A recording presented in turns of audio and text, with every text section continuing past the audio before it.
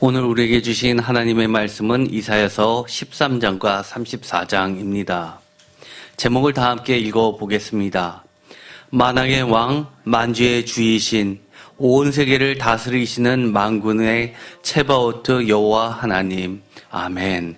만군의라는 이 뜻은 히브리어로 체바오트입니다. 그래서 사실은 이 만군의 여호와라는 이 명칭은 학자들이 보기에는 바벨론 포로기 이후에 여호와 하나님에 대한 명칭으로 자리를 잡은 매우 중요한 하나님의 또 다른 호칭으로 보고 있습니다. 사실 다윗 시대나 솔로몬 시대 때에는 만군의 여호와라는 이 명칭이 거의 나오지 않습니다. 그런데 특별히 이 바벨론 포로기를 경험했던 여러 가지 선지서들에 보면 만군의 여호와, 체바오트 여호와, 예를 들어서 가장 대표적인 것이 다니엘서입니다.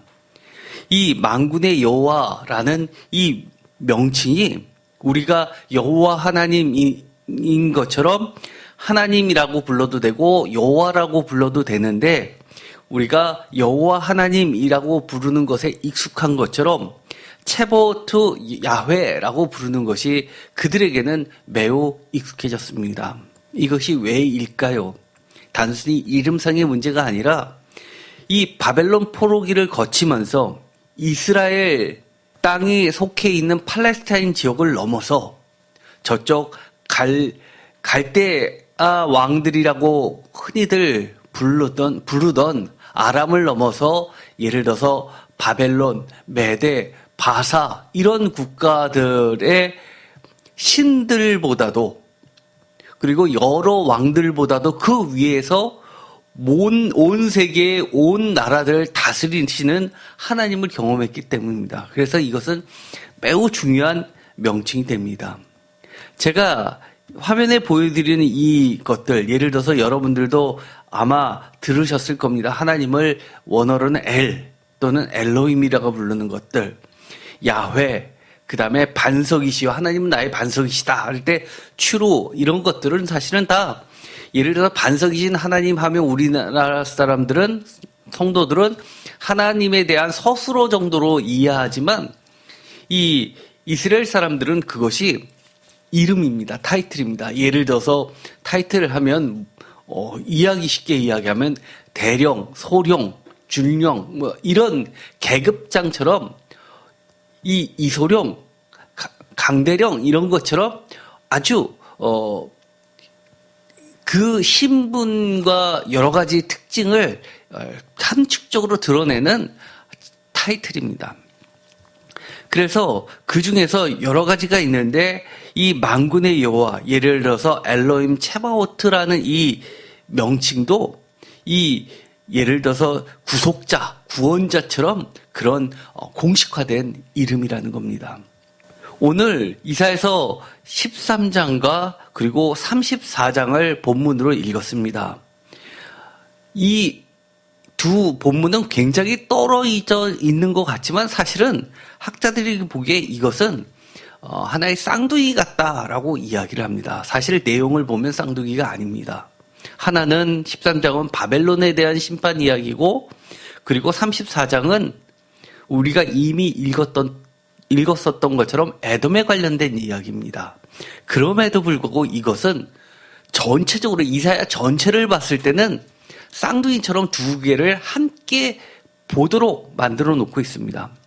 우리가 같이 본다는 것 자체는 우리에게 있어서 A라는 장과 B라는 장은 서로에 대해서 하나의 해설서나 마찬가지인 겁니다. 그래서 예를 들어서 13장의 어떤 구절이 잘 이해가 안 간다면 34장에 그거와 대꾸되는 다른 34장의 구절을 읽으면 그리고 앞뒤를 읽으면 13장의 이 문장은 이 앞뒤 내용상 이런 뜻을 갖고 있구나라고 알려주는 또 다른 주석서라는 겁니다. 예를 들어서 이 13장이 차지하고 있는 위치는 조금 더 넓게 보면 13장에서 27장까지 보는 학자들이 있습니다.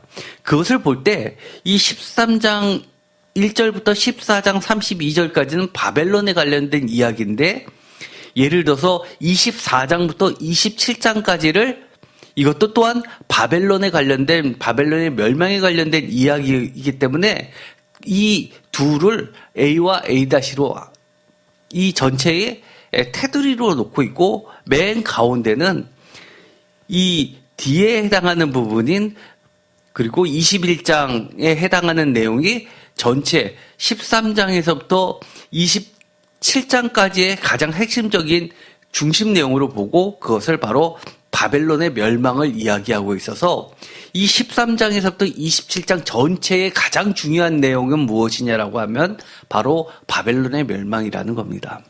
23장까지 보시는 학자들도 많이 있습니다. 왜냐하면 13장부터 23장까지는 여러 왕국에 대한, 열국들에 대한 심판에 대한 메시지가 나와 있습니다. 예를 들어서 13장과 14장은 그 유명한 바벨론의 심판 예언이 나와 있고요.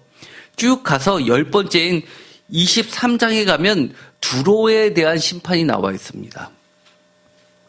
그렇기 때문에 이것은 열국에 대한, 만방에 대한 심판에 대한 이야기다라고 해서 13장부터 23장까지를만 보는 학자들도 있습니다. 그런데 왜 많은 국가들을 다 열거하지 않고 이처럼 10개로 이야기했을까요?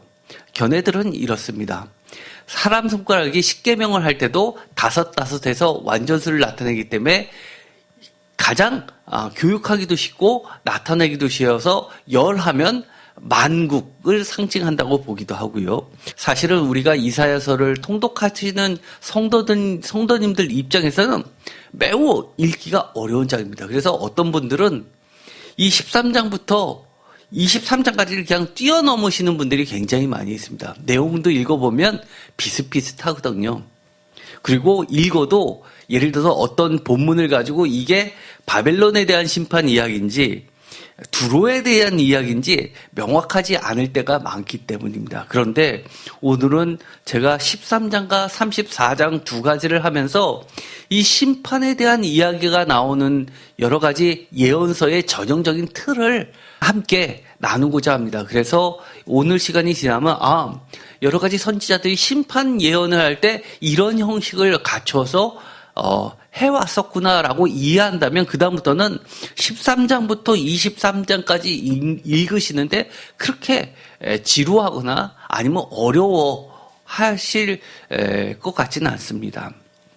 먼저 이 13장에서 23장까지를 보든 13장에서 27장까지를 보든 중요한 건 13장이 가지는 의의와 또 오늘 읽었었던 34장이 갖는 의의가 굉장히 큽니다.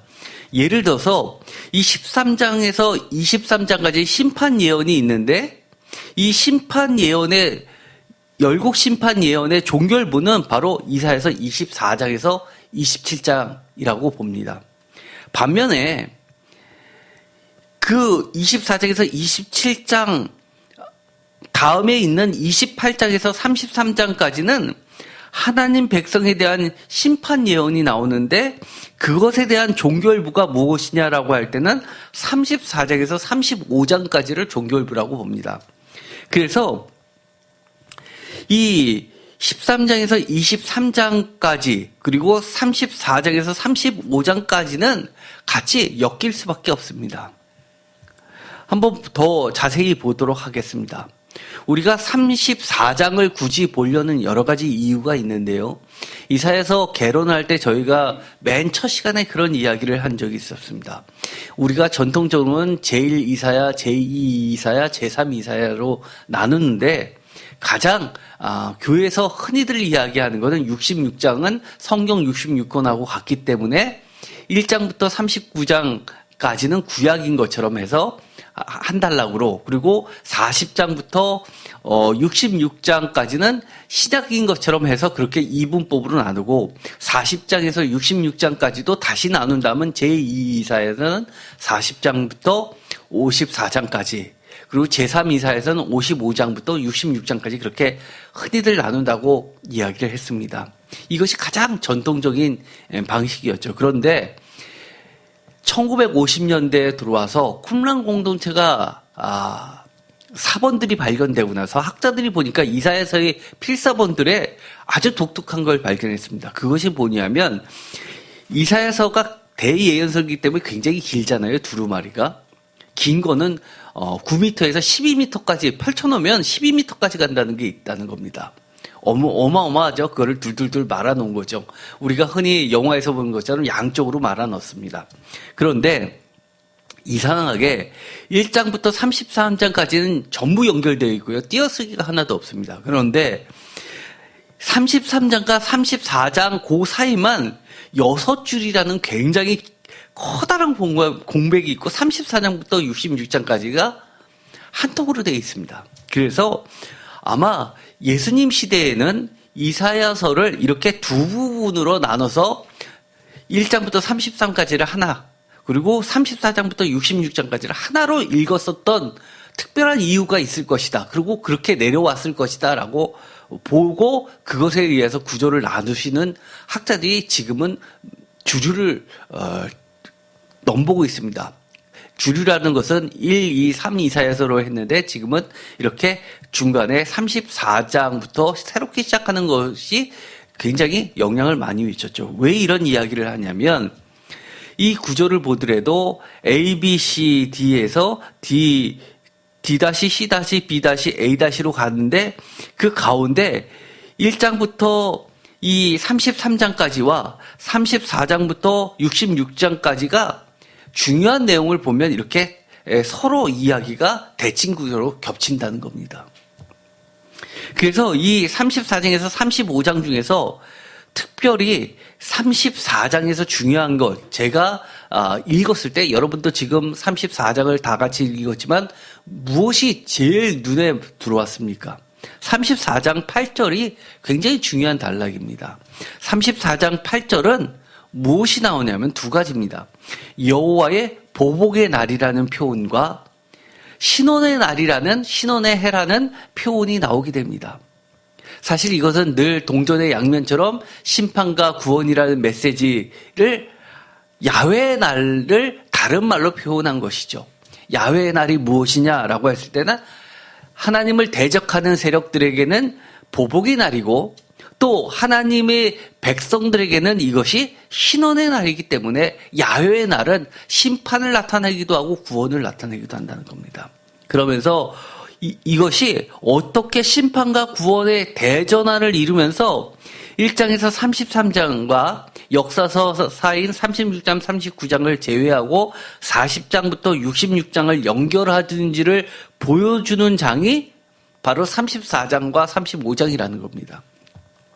특별히 35장은 이사야서 40장에서 66장의 서두처럼 강력하고도 무조건적인 위로와 하나님이 주도하시는 구원과 회복 사역이 강조되고 있습니다. 우리가 40장을 읽으면 굉장히 임팩트가 강한 말씀이 나오죠. 무엇입니까? 이사야서를 잘 모르시는 분도 40장 1절이 뭐냐라고 하면 아시는 분이 꽤 많이 있습니다. 내 백성을 위로하라는 겁니다. 얼마나 임팩트가 강합니까? 그런데 바로 특별히 34장과 35장이 33장까지 있었던 여러 가지 심판에 대한 이야기, 특별히 우리가 아까도 읽었지만 13장에서부터 24장, 더 나아가서는 27장까지 있었던 그 심판의 이야기가 어떻게 위로의 그리고 회복의 날로 대전환을 이뤄지는지를 34장과 35장을 읽어보면 알 수 있게 마치 서론처럼 나타난다는 겁니다. 그래서 매우 중요한 겁니다. 한번 보도록 하겠습니다. 이사야서 34장입니다. 이사야서 34장은 여호와의 칼에 대해서 이야기하죠. 하나님께서 심판을 벌이시는데요. 6절 여호와의 칼이 곧 어린 양과 염소의 피에 만족하고 기름 곧 순양의 콩팥 기름으로 윤택하니 이는 여호와를 위한 희생이 보스라에 있고 큰 살육의 에돔 땅에 있다. 보스라, 에돔. 바로 보스라는 에돔 땅을 이야기하는 거죠. 들소와 송아지와 수소가 함께 도살장에 내려가니 그들이 땅에 피에 취하여 흙이 기름으로 윤택하리라. 8절 다 같이 읽겠습니다. 이것은 여호와께서 보복하시는 날이요 시온의 송사를 위하여 신원하시는 해라. 얼마나 멋있습니까? 야훼 날은 이런 겁니다. 그래서 우리가 하나님이 우리의 삶 가운데 임재해달라고 기도하는 거 아닙니까? 여호와께서 보복하시는 날이고 누구에게는 두렵과 떨림의 날이지만 하나님의 백성들에게는 드디어 희망이 현실이 되는 신원하는 해라는 겁니다. 신원이라는 이 말을 표준세 번역은 보상이라고 번역했습니다. 보상하여 주시는 해다. 엄격히 이야기해서 신원이라고 하는 이 단어는 단순히 보상 차원이 아니라 어떤 뜻을 가지고 있냐면 이 히브리어 원어는 실루밈이라는 단어인데 이것은 보상이란 개념을 넘어서 원상태, 원질서로의 회복을 나타내는 겁니다. 시온이 원상태로 회복되는 그것은 하나님께서 처음에 제비를 뽑아서 기업으로 주시던 그 상황으로 회복시켜 주시는 겁니다. 그 누구도 경계를 허물 수 없는 하나님이 지정해 주시는 안전처가 된다는 이야기입니다. 9절 에돔의 시내들은 변하여 역청이 되고 그 티끌은 유황이 되고 그 땅은 불붙는 역청이 되며 여기서 34장 6절에서 특별히 어린 양의 피가 나오죠. 이 어린 양의 피는 쉽게 말해서 우리가 레위기를 보더라도 가장 대속제다 그럴 땐 어린 양의 피를 쓰죠. 가장 일반적인 희생의 표현으로서 어린 양의 피를 이야기합니다. 그런데 수소의 피가 나오게 됩니다. 수소의 피라는 것은 우리가 레위기에서도 볼 때 제사장의 죄를 속죄할 때는 이 수소의 피를 드렸죠. 즉 지도자급의 희생을 이야기합니다. 왕의 희생 그리고 나라 전체의 희생 그리고 수점소와 순양의 피라는 것은 천한 백성들 일반적인 백성들의 희생을 상징하는 겁니다. 그래서 이 6절과 7절에 있는 이 어린 양과 염소의 피, 들소와 송아지와 수소가 함께 도살장에 내려간다라고 하는 것은 위부터 아래까지 모두 다 하나도 남김없이 하나님께서 일일이 다 그 책임을 물으신다는 거죠. 이처럼 하나님께서 질책하실 때는 무섭습니다. 우리가 심판 이야기의 성경책을 보다 보면 참 두려우면서도 이게 성경책 맞나라고 할 때가 많이 있습니다. 왜 이런 거를 써놨을까요? 이것은 어떻게 보면 과거에 전도를 할 때 좋은 말로만 전도한 게 아니라 믿는 사람들은 천국 가고 믿지 않는 사람들은 지옥 간다라고 하는 아주 단순한 명제를 가지고 구호를 만들어서 전도했었던 것을 기억하게 됩니다. 왜 그럴까요? 정말 이 심판이 없으면 사실 구원으로 올 수는 없죠. 사회의 법도 마찬가지입니다. 법의 처벌이 엄하기 때문에 그것을 어기지 않는 겁니다. 그렇지 않으면 악은요 걷잡을 수 없습니다. 이사야서 34장 16절과 17절 이것은요 아까도 이야기했지만 34장은 특별하게 이 희망을 이야기하는 여러 가지 본문들을 대표한다고 그랬습니다. 예를 들어서 이사야서 34장 16절 제가 너무너무 좋아하는 구절입니다. 다 같이 읽어보겠습니다. 너희는 여호와의 책에서 찾아 읽어보라. 이것들 가운데서 빠진 것이 하나도 없고 제짝이 없는 것이 없으리니 이는 여호와의 입을 명령하셨고 그의 영이 이것들을 모으셨습니다. 여호와께서 그것들을 위하여 제비를 뽑으시며 그의 손으로 줄을 띄어 그 땅을 그것에게 나눠주셨으니 그들이 영원히 차지하여 대대로 거기에 살리라. 아멘. 어떠신가요? 저는 이 구절을 읽으면 야 신약에도 이런 것이 있냐?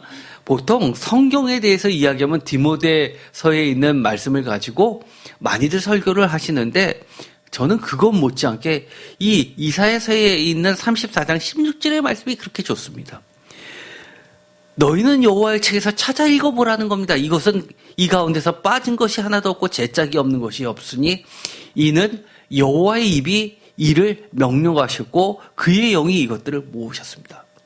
그래서 우리가 하나님의 말씀인 성경책은 저자가 많은 선지자들과 그의 제자들과 심지어 교회들이 저자라 편집자의 저자라 하더라도 실제로는 하나님이 저자인 겁니다. 하나님의 영이 이것들을 모으셨고 여호와의 입이 이를 명령하셨고 저작하셨다는 겁니다. 66장도 볼까요? 이런 말씀이 있습니다. 66장 22절 다 같이 읽겠습니다. 내가 지을 새 하늘과 새 땅이 내 앞에 항상 있는 것 같이 너희 자손과 너희 이름이 항상 있으리라. 여호와의 말이니라. 여호와가 말하노라. 매월 초하루와 매 안식일에 모든 혈육이 내 앞에 나와 예배하리라. 이 66장 22절 23절과 이사야서 34장 16절 17절은 전혀 다른 내용 같습니다. 그러나 가만 보면 핵심적인 것은 계속 반복됩니다. 하나님께서 지으셨다. 그리고 항상 있다. 여호와의 말은 항상 불변이다. 여호와께서 말씀하시다. 매월 초하루 매 안식일 모든 혈육 이것은 전부를 이야기합니다. 하나도 빠짐없이라고 이야기합니다. 또 35장 10절과 이사야서 40장 1절을 한번 비교해 볼까요? 35장 다 같이 읽겠습니다. 거기에 대로가 있어 그 길을 거룩한 길이라 일컫는 바 되리니 깨끗하지 못한 자는 지나가지 못하겠고 오직 구속함을 입은 자들을 위하여 있게 될 것이라. 우매한 행위는 그 길로 다니지 못할 것이며 거기에는 사자가 없고 사나운 짐승이 그리로 올라가지 아니하므로 그것을 만나지 못하겠고 오직 구속함을 받은 자만 그리로 행할 것이며 여호와의 속량함을 받은 자들이 돌아오되 노래하며 시온에 이르러 그들의 머리 위에 영영한 희락을 띠고 기쁨과 즐거움을 얻으리니 슬픔과 탄식이 사라지리라. 이 말씀을 읽으면 어떤가요? 사실 우리가 여태까지 교회에서 이야기한 것처럼 39장까지는 심판이다라고 할 때 이 35장의 내용은 매우 생소할 수밖에 없습니다. 그런데요, 이것이 40장부터 66장까지 있는 것의 서론이라고 할 때는 이야기가 달라집니다. 40장 1절 유명한 말씀이죠. 다 같이 읽겠습니다. 너희 하나님이 이르시되 너희는 위로하라. 내 백성을 위로하라. 너희는 예루살렘에 마음에 닿도록 말하여 그것에 외치라. 그 노역의 때가 끝났고 그 죄악이 사함을 받았느니라. 그의 모든 죄로 말미암아 여호와의 손에서 벌을 배나 받았느니라 할지니라 하시니라. 3절 외치는 자의 소리여 이르되 너희는 광야에서 다 같이 읽겠습니다. 여호와의 길을 예비하라. 사막에서 우리 하나님의 대를 평탄하게 하라. 골짜기마다 도두어지며 산마다 언덕마다 낮아지며 고르지 아니한 곳이 평탄하게 되며 험한 것이 평지가 될 것이요 여호와의 영광이 나타나고 모든 육체가 그것을 함께 보리라. 이는 여호와의 입의 말씀이니라. 어떠신가요? 비교해 보면요, 40장도 이 구속함을 받은 자들을 위해서 지나가는 이 대로가 있다고 35장 8절에 이야기했는데 40장에서도 마찬가지로 3절에 보면 우리 하나님의 대로가 나옵니다. 그뿐만이 아니죠. 여호와의 영광을 40장 5절에서 이야기하는데 마찬가지로 이 35장에서도 여호와의 영광을 이야기하고 있습니다.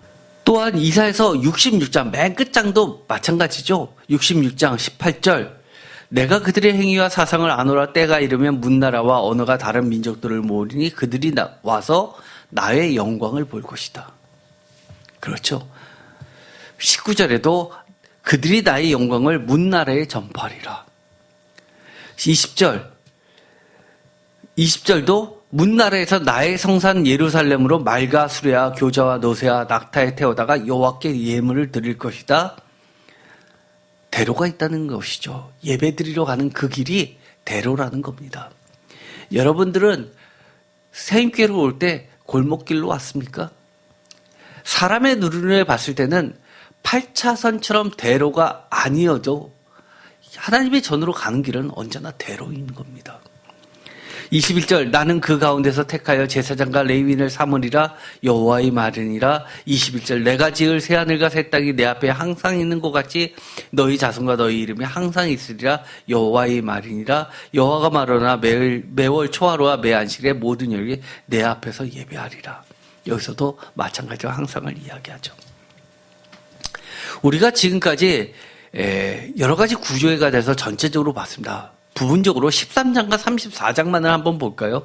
이것은 다른 모든 예를 들어 심판에 관련된 이야기, 심지어 요한계시록도 마찬가지입니다.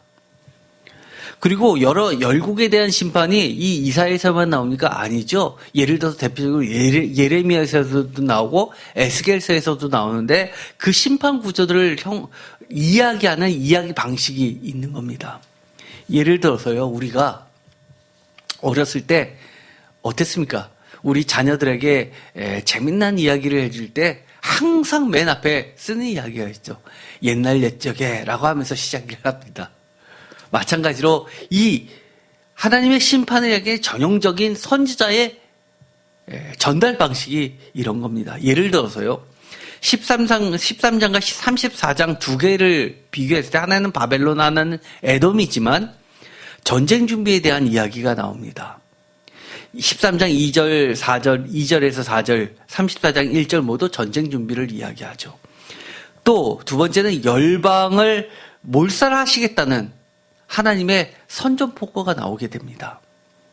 그리고 범우주적인 동요가 나오게 되죠. 예를 들어서 하늘이 휘말리고 그리고 별들이 떨어지고 그리고 하늘이 깜깜해지고 해가 빛을 잃고 요한계시록은 그렇게 이야기하죠. 그런 이야기들이 나오게 되죠. 그리고 도시들을 구체적으로 언급을 합니다. 이 에돔의 도시 보스라, 그 다음에 바벨론의 도시들이 언급이 됩니다. 그리고 이 땅이 황무지가 된다는 이야기도 꼭 나오게 되죠. 그리고 마지막에는 들짐승들이 그곳에 가득하게 있게 된다는 이야기를 합니다. 완전히 사람이 살지 못할 폐허가 된다는 이야기죠. 하나씩 보도록 하겠습니다. 이것은 화자가 있습니다. 만군의 여호와께서 이야기하십니다. 13장부터 우리가 이미 살펴본 것처럼 심판의 이야기가 열방에 대해서 이야기한다는 것은 그 열국들을 심판하시는 분이 계시다는 거죠. 그게 누구라는 겁니까? 하나님이라는 겁니다. 여호와 하나님인데 여호와 하나님은 온 세계를 심판한다는 얘기는 다른 말로 이야기하면 다스리신다는 이야기입니다. 지배하신다는 이야기죠. 그래서 만군의 여호와입니다. 청자가 있죠. 이사야 13장은 가장 먼 이방 나라인 만국을 점령하는 반하나님 나라의 우두머리 바벨론을 이야기하고요. 이사야서 34장은 가장 가까운 형제 나라인 열국의 심판 대상의 대표 에돔이 나옵니다. 가장 먼 이방 나라와 가장 가까워야 할 형제 나라, 이 둘을 대표적으로 이야기합니다. 그런데요, 많은 학자들이 이 13장에서 이 바벨론의 심판을 이야기하는 것이 시대적으로 맞지 않다고 이야기합니다. 왜냐하면 우리가 보면 서사 이야기가 중간에 나왔었죠. 대표적으로 7장이었습니다. 7장, 8장, 9장에 나와 있던 이 서사 내용, 아하스 왕입니다. 주전 8세기입니다. 그 당시에 이 남유다를 가장 위협했던 국가는 사실은 바벨론이 아니라 아수르였죠. 그런데 이 13장에 아수르의 멸망을 이야기하는 것이 아니라, 아수르의 심판을 이야기하는 것이 아니라 바벨론의 심판을 이야기합니다. 그래서 학자들은 이렇게 생각합니다. 원래는 아수르에 대한 심판 예언이었는데 남유다가 멸망한 바벨론 포로기 이후 이것을 바벨론으로 고쳐서 읽기 시작했을 것이다. 그래서 이것이 그렇게 들어왔을 것이다 라고 보는 견해입니다. 또 하나의 견해는 이것은 어떤 모든 하나님 나라를 대적하는 반하나님의 대항 세력들을 통틀어서 대표적으로 이름을 바벨론으로 했다라고 보는 견해입니다. 예를 들어서 대표적인 것이 있죠. 우리가 베드로서를 보게 됩니다. 거기에 보면 교회 이름이 나오게 됩니다. 베드로는 어디서 순교를 당했습니까? 우리가 잘 알고 있듯이 로마에서 순교를 당했습니다. 그런데 거기에 보면 뭐라고 나오게 되냐면 바벨론에 있는 교회들에게 문안한다고 나옵니다. 그래서 실제로 이 바벨론이라는 지역에 교회가 있었냐라고 연구하시는 분들도 계시지만 학자들은 공통적으로 그것은 암호라고 합니다. 무슨 암호요? 로마 교회를 바벨론 교회라고 불렀던 신학적인 암호 명칭이라고 하는 겁니다. 즉 요한계시록에도 마찬가지죠. 이 로마를 멸망을 이야기할 때 여왕이 앉아 있었던 나라, 이 바벨론의 멸망을 노래하죠. 은어라고 보는 겁니다. 마찬가지로 여기서도 바벨론이라는 이름만 빼고 아수를 집어넣든 바벨론을 넣든 아니면 오늘날의 적그리스도들을 넣든 동일하게 읽으라는 이야기입니다. 요즘에 대한민국도 적그리스도적 반 하나님 반 교회적 세력들이 굉장히 많죠. 모든 정부를 불문하고 하나님과 대항하는 세상의 세력들은 모두 이 13장의 청자가 되는 겁니다. 13장 1절 보면 이렇게 시작합니다. 다 같이 읽겠습니다. 아모스의 아들 이사야가 바벨론에 대하여 받은 경고라. 경고의 예언이다 라고 이야기하죠. 여기서 마치 이것은 제목처럼 나오게 됩니다. 사실 이것은 이사야서에 이 아모스의 아들 이사야가 무엇에 대하여 받은 예언이다 또는 경고다라고 하는 그런 말이 세 번이 나오는데요. 이사야서 1장 1절, 이사야서 2장 1절, 이사야서 13장 1절인데 학자들은 뭐라고 보냐면 1장 따로, 2장 따로, 2장부터 이제 12장까지 그리고 13장부터 그 이후까지를 한 통으로 해서 각각 받았던 예언서가 내려왔을 것으로 보고 있습니다. 그래서 이 아모스의 아들 이사야가 라고 시작되는 이 부분은 하나의 우리가 마태복음의 마태복음의 제목처럼 그렇게 제목이었을 것이다 라고 보는 견해가 있습니다. 이것은 참고로 볼 필요는 있습니다. 어쨌든 간에 이사야서 13장 1절은 경고라라고 이야기합니다. 바벨론에 대해서 34장 1절은 이렇게 되어 있습니다. 열국이여 너희는 나와 들을지어다. 민족들이여 귀를 기울일지어다. 땅과 땅에 충만한 것 세계와 세계에 나는 모든 것이여 들을지어다 라고 이야기를 합니다. 여기서 보면 이 바벨론에 대한 이야기나 열국에 대한 이야기나 사실은 다르지 않다는 겁니다. 34장에 있는 이 열국기라고 이야기했지만 사실 열국 34장을 읽어보면 어디에 대한 이야기냐면 에돔에 대한 이야기입니다. 왜 에돔에 대한 이야기를 할까요? 사실 에돔의 죄에 대해서는 이 34장에 별로 나와 있지 않습니다. 그런데 우리가 잘 알고 있는 오바댜를 보면 거기서 이렇게 가장 성경 중에서 가장 명확하게 나와 있는 부분이 이 부분입니다. 오바댜 1장 한 장으로만 구성되어 있죠. 10절 다 같이 읽겠습니다. 내가 내 형제 야곱에게 행한 포악으로 말미암아 부끄러움을 당하고 영원히 멸절되리라. 내가 멀리 섰던 날 곧 이방인이 그의 재물을 빼앗아가며 외국인이 그의 성문에 들어가서 예루살렘을 얻기 위하여 제비 뽑던 날에 너도 그들 중 한 사람 같았느니라. 내가 형제의 날 곧 재앙의 날에 방관할 것이 아니며 유다 자손이 패망하는 날에 기뻐할 것이 아니며 그 고난의 날에 내가 입을 크게 벌릴 것이 아니며 내 백성이 환난을 당할 날에 내가 그 성문에 들어가지 않을 것이며 환난을 당한 날에 내가 그 고난을 방관하지 않을 것이며 환난을 당하는 날에 내가 그 재물에 손을 대지 않을 것이라. 내 거리에 서서 그 도망하는 자를 막지 않을 것이며 고난의 날에 그 남은 자를 원수에게 넘기지 않을 것이니라. 어떠신가요?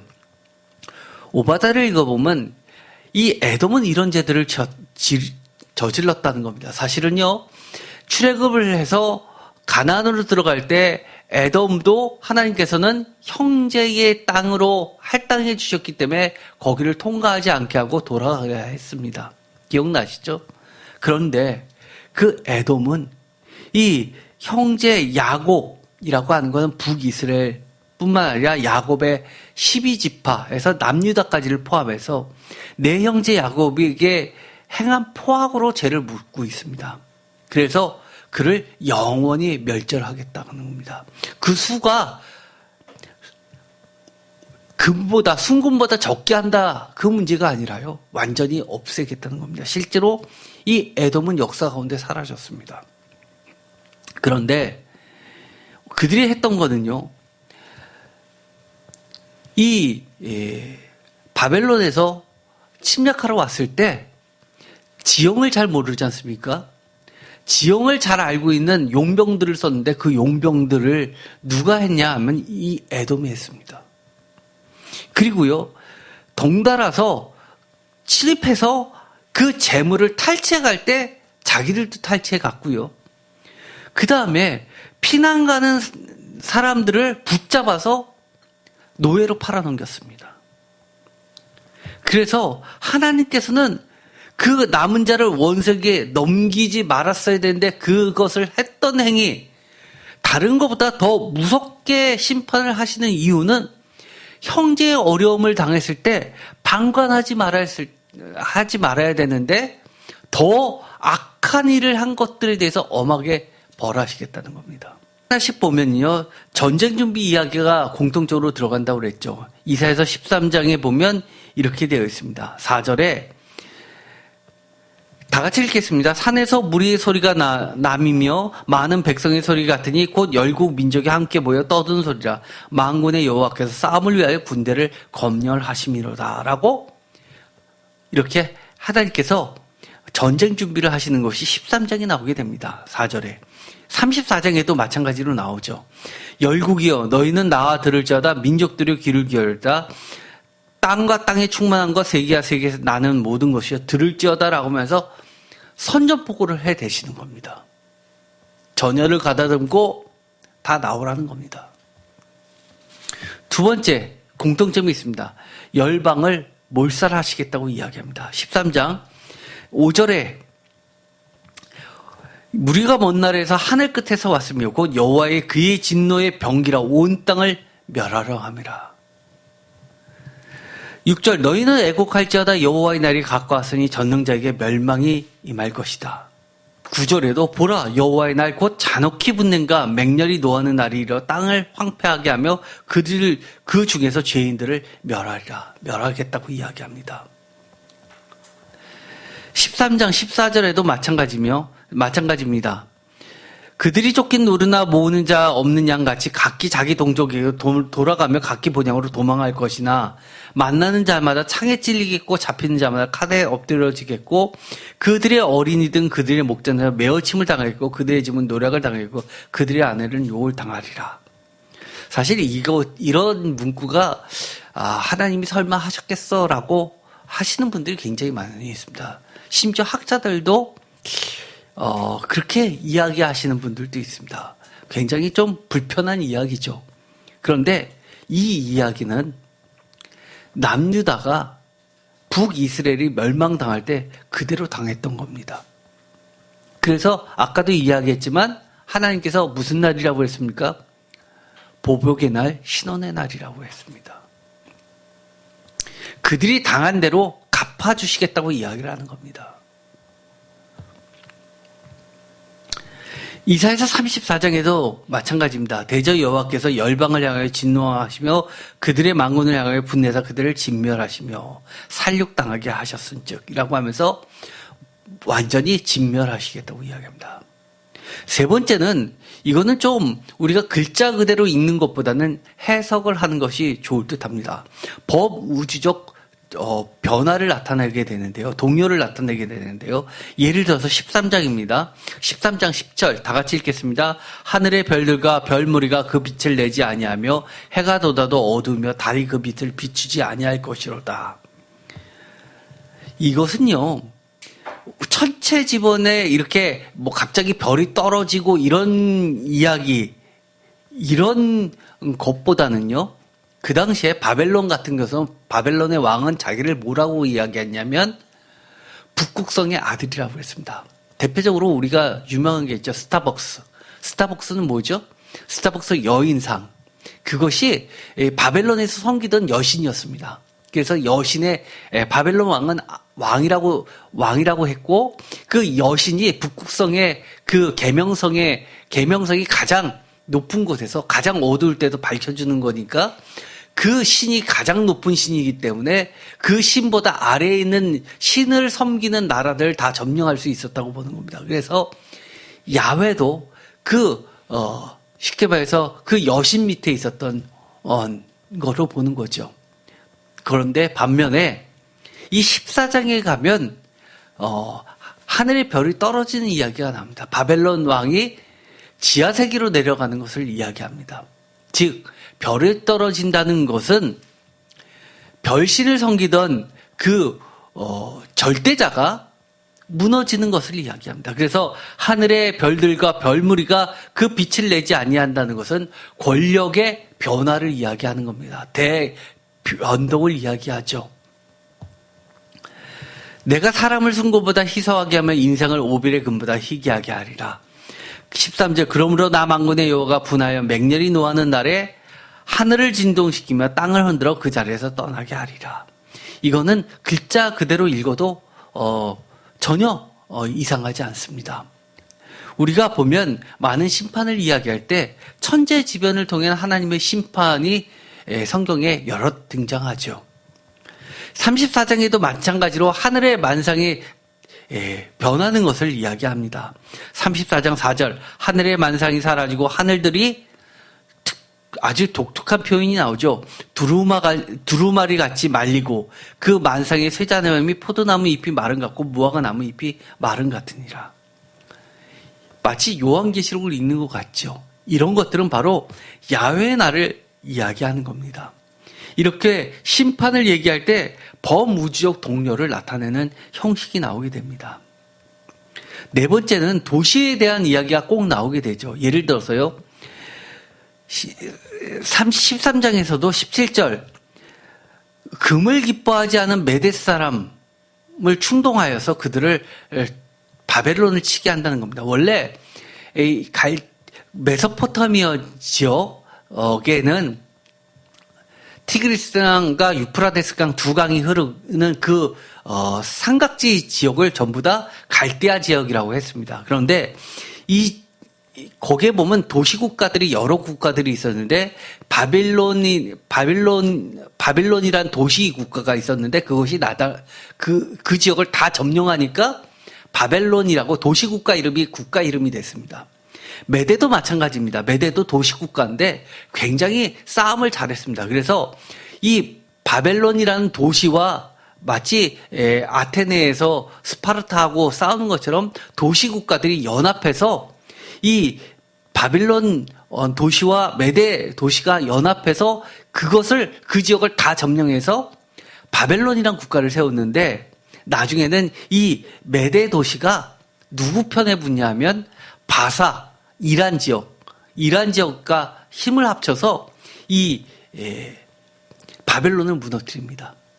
그리고 나서 나중에 그거에 대한 공로를 인정받아서 이 메대 도시는 바벨론의 자치구역으로 들어가게 되죠. 그래서 나중에 바벨론 다음에 거대한 국가가 바사 국가가 되고 지금의 이란이 되는 겁니다. 고레스 왕 같은 경우가 그러죠. 그런데 이 메대 사람이라고 하는 것은 바빌론이 자기의 도시에서 대국가로 성장하는데 1등 공신을 했었던 도시국가가 배신하게 만든다는 겁니다. 그래서 19절에 열국의 영광이요 갈대아 사람의 자랑하는 놀이가가 된 바벨론이 하나님께 멸망당한 소돔과 고모라 같이 되리니. 사실은 소돔과 고모라 같이 된다는 말처럼 무서운 게 어디 있습니까? 향락과 무질서의 도시 아닙니까? 저는 사실 소돔과 고모라를 21세기 대한민국에도 보는 듯합니다. 하나님께서는 이처럼 반드시 심판하신다고 이야기합니다. 또 다섯 번째는 땅이 황무지가 되는 이야기가 꼭 들어가 있습니다. 예를 들어 이사야서 13장에 보면 13장 20절에 그곳에 거주할 자가 없겠고 거처할 사람이 대대에 없을 것이며 아라비아 사람도 거기에 장막을 치지 아니하며. 아라비아 사람이 뭡니까? 대상들이죠. 그저 지나가는 상인들입니다. 그 상인들도 그쪽을 거쳐가지 않는 죽음의 도시로 만들겠다는 겁니다. 목자들도 그곳에 그들의 양떼를 쉬게 하지 않을 것이라. 34장에도 마찬가지로 황무지가 되는 것을 어느 정도로 이야기하냐면 9절 에돔의 시대들은 변하여 뭐가 되고요? 역청이 되고 그 띠끌은 유황이 되고 그 땅은 불붙는 역청이 되며. 완전히 소돔과 고모라가 하늘에서 떨어지는 불유황에 온전히 타는 그런 모습이 상상이 날 정도입니다. 10절 낮에나 밤에나 꺼지지 않고 그 연기가 끊임없이 떠오를 것이며 세세에 황무하여 그리로 지날 자가 영영이 없겠고. 마지막으로 여섯 번째는요, 들짐승 이야기를 꼭 하게 됩니다. 예를 들어서 13장 21절 오직 들짐승들이 거기에 엎드리고 부르짖는 짐승이 그들의 가옥에 가득하며 타조가 거기에 깃들이며 들량이 거기에 뛸 것이며. 21절에는 승냥이와 들깨 이야기를 합니다. 34장에도 마찬가지죠. 11절 당아새와 고슴도치가 그 땅을 차지하며 부엉이와 까마귀가 거기에 살 것이라. 여호와께서 그 위에 혼란의 줄과 공허의 줄을 들이우실 것이죠. 당아새, 고슴도치, 부엉이, 까마귀, 그리고 13절에는 승장이, 타조, 14절에 이리, 들짐승, 수점소, 올빼미, 15절 부엉이, 솔개들 여러 가지가 나오죠. 어떤 사람들은 이렇게 되면 천연의 자연 공원 아니냐, 얼마나 환경이 좋으면 그러냐라고 하지만 이것은 한마디로 이야기해서 사람이 살 수 없는 곳이라는 겁니다. 여기서도 11절 34장 11절에서도 제가 마음에 깊이 새기는 말씀이 나옵니다. 11절 당아새와 고슴도치가 그 땅을 차지하며 부엉이와 까마귀가 거기에 살 것이라. 다 같이 읽겠습니다. 여호와께서 그 위에 혼란의 줄과 공허의 추를 들이우실 것이라. 특별히 줄과 추라는 게 무엇입니까? 건축할 때 추를 세워서 벽을 세울 때 이 수직을 맞추는 거 아닙니까? 줄은 뭡니까? 수평을 맞추는 거 아닙니까? 한마디로 혼란과 공허로 모든 것을 건축한다는 겁니다. 세상을 그렇게 세운다는 겁니다. 얼마나 무섭습니까? 사실은 우리가 이런 것들을 보면서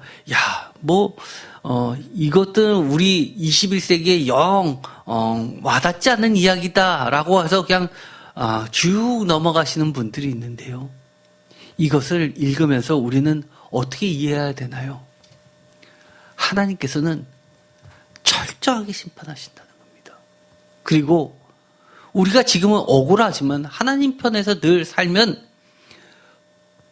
똑같이 하나님께서 갚아주시겠다고 이야기를 하는 겁니다.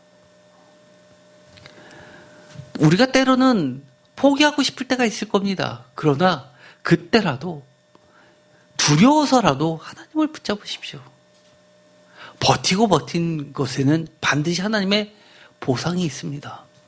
또한 우리의 삶이 너무나 평온해 보인다고요? 우리가 14장을 읽어보면 어떤 말이냐면 하룻밤 사이에 멸망하는 모습을 보게 됩니다. 순식간에 멸망하는 모습을 봅니다. 하나님의 심판은 없는 것 같지만 반드시 있습니다. 에돔, 그렇게 강했던, 이스라엘하고는 상대가 안 될 정도로 강했던 에돔이 역사상에서 흔적도 없이 사라질 거라고 그 누가 상상이나 했겠습니까? 우리가 하나님을 정말 만군의 하나님, 다시 말하면 그 만군의 하나님이라는 것이 무엇입니까? 다스리시는, 온 세계를 다스리시는 하나님이라는 겁니다. 우리가 하나님을 믿는 신앙을 갖고 있으면서 때로는 여기까지는 하나님이 다스리지만 요 범위를 벗어나면 다른 힘이 필요하다고 생각합니다. 그러나 하나님은 그렇지 않습니다. 이스라엘 사람들이 북이스라엘을 넘어서 남유다까지는 하나님이 다스리지만 그 이상을 넘어서 바벨론과 메대와 또 에돔과 이 바사까지도 하나님이 다스리시는, 만 백성을, 온 세계를 다스리시는 하나님이라는 사실을 우리에게 가르쳐 주고 있습니다. 우리에게 이건 너무 나에게는 버거워, 아무리 기도해도 하나님이 응답 안 해주시는 것 같아 라고 할 때라도 오늘의 말씀 13장을 기억하면서 또 늘 우리에게 한 번으로 그치지 않고 또 반복해서 이야기하시는 34장을 또한 기억하면서 우리가 하나님을 만군의 하나님이라고 부르면서 기도했으면 좋겠습니다. 기도하고 마치겠습니다. 하나님 감사합니다. 오늘도 저희에게 우리의 인생뿐만 아니라 우리를 둘러싸고 있는 모든 환경, 온 세계를 다스리시는 하나님을 보게 하십니다. 하나님, 모든 것을 다스려 주시옵시고 우리가 억울하고 힘든 일을 당한다 하더라도 또 눈에 보이지 않더라도 하나님만 쫓아가게 하여 주시옵소서. 심판의 날, 보복의 날, 반면에 신원의 날, 회복의 날을 기다리면서 하나님만을 간절히 바라고 사모하고 하나님의 입으로, 하나님의 영으로 쓰시고 모으신 여호와의 말씀, 성경 말씀을 우리가 쫓아가는 삶이 되게 하여 주시옵소서. 예수 그리스도의 이름으로 기도드립니다. 아멘.